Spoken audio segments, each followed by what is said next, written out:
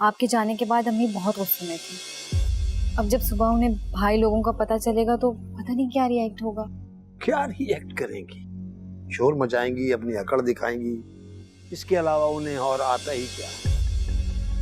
खैर तुम जाओ, तुम भी सो जाओ, जाके 4-5 घंटे का सुकून मिल जाएगा। Good night. Good night.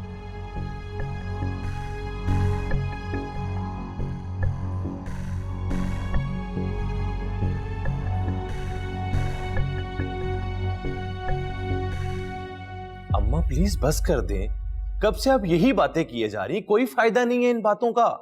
अरे तो मैं भी तो तेरे भले के लिए ही कह रही हूँ ना। देख, जिस तरह एक मछली सारे तालाब को गंदा करती है ना, इसी तरह तू खुद बता, तेरी बीवी अपनी बहन के शर से महफूज रही होगी क्या? खुदा के लिए अम्मा, फिजा ऐसी लड़की बिल्कुल भी नहीं है, बल्कि उसकी बहन से भी गलती हो गई होगी। ये बहुत अच्छा खानदान है, मैं इनको एक अरसे से जानता हूँ।